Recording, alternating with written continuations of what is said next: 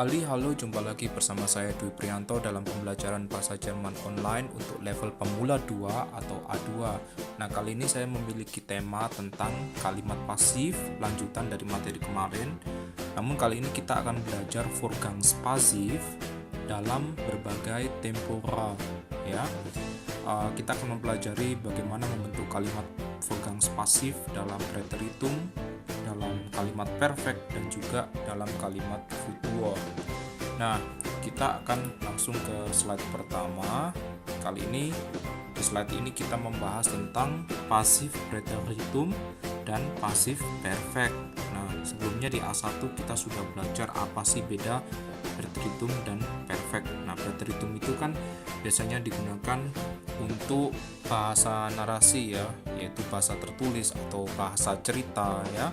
Sedangkan perfect itu untuk bahasa sehari-hari, dialog dengan teman, kirim email, yaitu menggunakan bahasa sehari-hari. Namun, orang Jerman sendiri lebih memilih pasif preteritum walaupun dalam bahasa sehari-hari. Kenapa? Karena susunan kalimatnya lebih mudah ya daripada pasif perfect. Pasif perfect lebih digunakan apabila kita menyatakan sesuatu yang telah terjadi di masa lampau seperti itu.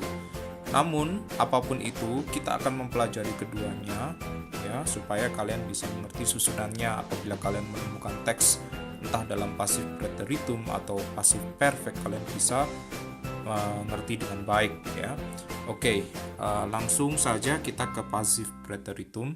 Pasif preteritum menggunakan rumusan pertama wurde ya, lalu diikuti pung-pung-pung, dan pada akhir kalimat diakhiri dengan partisip perfect. Simple ya. Kalau di dalam masa sekarang kan werden, pung-pung-pung diakhiri dengan partisip perfect. Namun dalam pasif preteritum itu werdennya kita jadikan masa lampau jadi wurde ya, dan diakhiri dengan partisip perfect. Kita langsung ke kalimat. Das Auto wurde vor 3 Jahren in Wolfsburg gebaut. Ya, mobil itu ya 3 tahun yang lalu dirakit di Wolfsburg. Ya, wurde di posisi kedua setelah das Auto. Ya, das Auto di sini berlaku sebagai subjek. Kemudian diakhiri dengan partisip perfect gebaut ya, dari kata bauen ya, membangun atau merakit ya. Oke, contoh kedua. Die Tische wurden gestern von mir repariert ya. Kursi-kursi itu jamak, perhatikan. Maka di sini tidak wurde tetapi wurden ya. Die Tische wurden ya karena jamak, gestern kemarin, von mir repariert diperbaiki oleh saya. Sedangkan di dalam pasif perfect kita menggunakan rumusan sein plus pung-pung-pung plus partisip perfect plus worden ya. Contoh di dalam kalimat pertama, das Auto ist vor 3 Jahren in Wolfsburg gebaut worden. Mobil itu telah dirakit 3 tahun yang lalu di Wolfsburg. Mungkin kita lebih menekankan kata telah ya di dalam pasif perfect ya. Kemudian contoh kedua, die Tische sind gestern von mir repariert worden. Kursi-kursi itu ya telah diperbaiki oleh saya kemarin. Lanjut kita ke contoh yang lain biar kalian lebih mengerti ya. Das Haus wurde letztes Jahr renoviert ya. Rumah itu tahun lalu direnovasi ya. Pasif perfect, das Haus ist letztes Jahr renoviert worden. Rumah itu telah direnovasi tahun lalu. Contoh berikutnya, im Herbst wurden die Kartoffeln geerntet. Di musim gugur tahun yang lalu, kentang-kentang dipanen. Nah, sekarang saya coba tanya kalian ya. Di sini yang berlaku sebagai subjek apa? Bukan im Herbst ya. Im Herbst itu adalah keterangan waktu, Zeitangabe ya. Yang berlaku sebagai subjek adalah kentang-kentang ya, di Kartoffeln ya.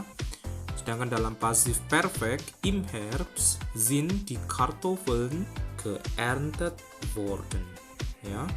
Di musim gugur yang lalu, kentang-kentang telah dipanen.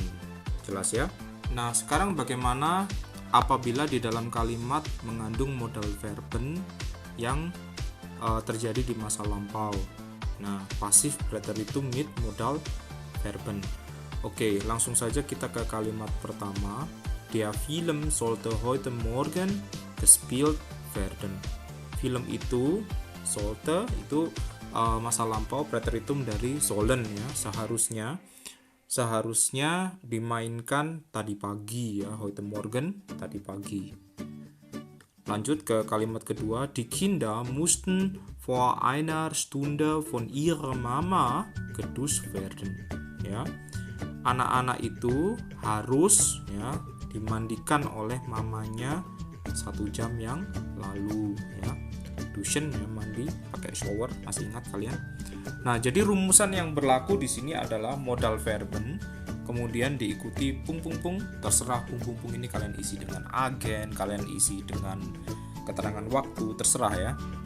Kemudian di posisi kedua terakhir adalah participe perfect, dan yang paling terakhir adalah werden. Ya, jelas ya? Oke, yang terakhir, bagaimana kita membuat kalimat pasif di dalam masa depan? Ya, di sini kita akan menggunakan kata kerja bantu werden yang berarti akan, dan juga kata kerja bantu werden namun memiliki arti berbeda, yaitu di ya, pembentuk pasif. Oke, di sini kita menggunakan 2 werden ya. Contoh di kalimat pertama, di komputer jamak yaitu ya, werden morgen verkauft werden ya. Di komputer itu werden akan ya, verkauf werden dijual ya, morgen besok. Morgen huruf kecil artinya besok ya, bukan pagi tapi besok. Nah, kita menggunakan 2 werden. Nah, werden yang warna hijau itu, saya kasih warna hijau itu berarti akan. Sedangkan werden yang berwarna kuning yang posisinya paling belakang itu berarti di ya, pembentuk kalimat pasif. Lanjut ke kalimat kedua, in Bayern wird nächsten Monat das Oktoberfest eröffnet werden. Ya, di Bayern ya, akan ya, nächsten Monat kapan, bulan depan, akan eröffnet werden dibuka das Oktoberfest, festival Oktober, itu festival khas Bayern ya. Di Bayern bulan depan akan dibuka Oktoberfest ya. Oktoberfest itu ciri khasnya kalau cowok-cowoknya pakai pakaian kayak gitu ya, mereka pakai pakaian tradisional. Kalau kalian belum ngerti pakaian tradisional Jerman kayak apa ya, kayak yang digambar itu ya. Kemudian mereka bisa minum bir dengan gelas-gelas besar ya. Oke, jadi rumusannya di dalam pasif futur adalah werden plus pung ya, pung kalian bisa isi terserah ya. Kemudian di posisi kedua terakhir yaitu participe perfect, lalu paling akhir sendiri adalah werden. Werden plus pung plus participe perfect plus werden. Jelas ya? Oke, kalau kalian sudah jelas, langsung saja kita ke latihan Übung ya. Bitte ins Deutsche übersetzen, seperti biasa, tolong terjemahkan ke dalam bahasa Jerman. Nah, kali ini saya hanya kasih kalian 3 soal ya. Dan saya beri kalian waktu 5 menit ya. Saya pikir tidak ada kata-kata susah ya di sini. Jadi saya nggak akan kasih kosakata bantuan ya seperti biasa. Kali ini saya biarkan kalian sendiri bekerja, dan kalau mungkin ada kosakata yang susah ya ingat kosakata yang sudah kita pelajari, nggak akan jauh-jauh dari situ. 5 menit ya, dan tekan tombol jeda. Baik, saya pikir kalian sudah mengerjakan. Terima kasih sudah mengerjakan. Nah, kita sekarang akan mengadakan pembahasan yang nomor 1 ya. Pria itu seharusnya ditolong kemarin, peristiwanya terjadi di masa lampau. Tentunya kita menggunakan preteritum. Nah, jawabannya adalah dem Mann sollte gestern geholfen werden. Kalian ingat ya, loh kok dem Mann? Loh, bukannya itu subjek, kok dem Mann? Kalian ingat kalau objek datif ya ditaruh di depan, dia mempertahankan kedatifannya. Ya, kalian sudah belajar itu di materi yang lalu di kalimat pasif bagian 1 ya. Der Mann sollte gestern geholfen werden. Pria itu seharusnya ditolong kemarin. Nomor 2. Gitar ini akan dimainkan besok di pesta. Ya, berarti ini kita menggunakan apa? Futur ya. Diese Gitarre, ya, gitar ini bukan gitar itu. Kalau gitar itu di Gitarre ya. Kalau gitar ini diese Gitarre. Diese Gitarre wird, karena satu doang ya, kita pakai wird. Morgen auf der Party gespielt werden. Ya, saya kasih tahu kalau kalian menggunakan istilah di pesta, kalian tidak menggunakan in der Party tetapi auf der Party.